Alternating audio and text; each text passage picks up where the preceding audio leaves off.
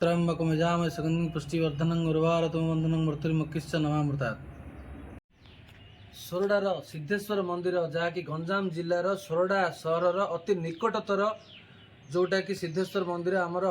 स्थापन करा जायछि किंतु अल्प दिन मध्य प्रतिष्ठा हम प्रतिष्ठा है बाबा सिद्धेश्वर ए जगार स्थापित हो पूजा